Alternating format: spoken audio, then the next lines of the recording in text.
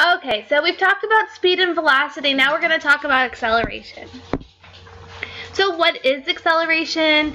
Well, recall that speed is the rate of change of position, or how fast you change places, right?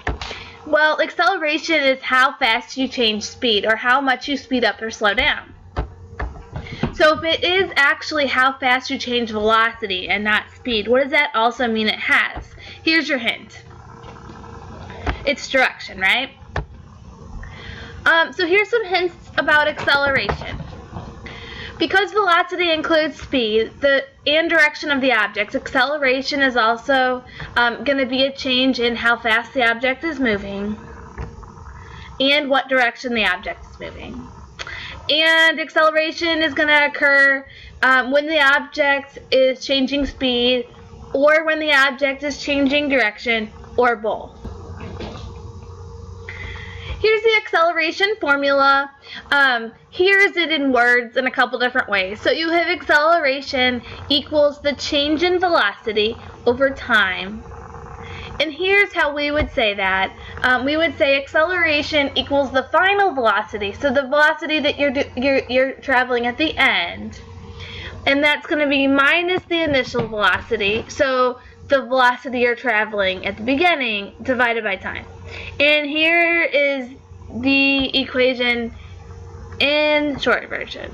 Okay, so final velocity we say is v with a little f, initial velocity v a little I, and then t for time. So speeding up or slowing down. So when an object speeds up, that's considered positive acceleration. When a car slows down, that's considered negative acceleration, or sometimes you might hear that referred to as deceleration. That's probably the term that you would use. Okay, and then A is obviously acceleration. So if we rearrange that equation, we can do this just like we did when we had the speed equation or the velocity equation. We can put the acceleration over 1 and we can cross multiply.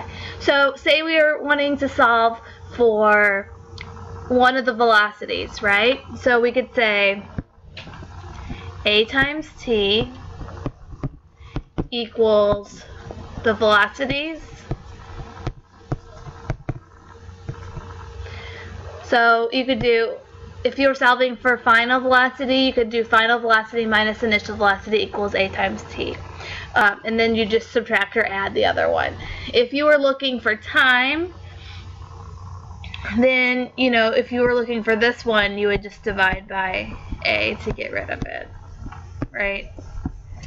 So this is the equation for t. Acceleration units, you're always going to have something like this. So this would be 5m/s2. So the way you would read it would be 5 meters per second squared. And what this means is that for every second that goes by, you're going to speed up 5 meters per second. So after 1 second, you're going to be going 5 meters per second. After 2 seconds, you'll be going 10 meters per second. After 3 seconds, you're going to be going 15 meters per second. Okay, so let's take a look at this graph. So it says velocity versus time graph, and we're going to look at the acceleration. So we have velocity here, and we have time here.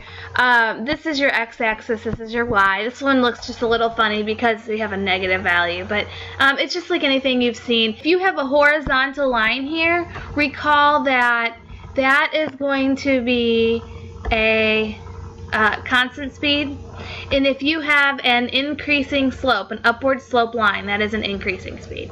Okay, and so here we have another velocity versus time graph, and remember again, this horizontal line equals a constant speed. And then this time I just want to make sure you remember, if you have a decreasing slope or a downward slope, that is a decreasing speed. Okay,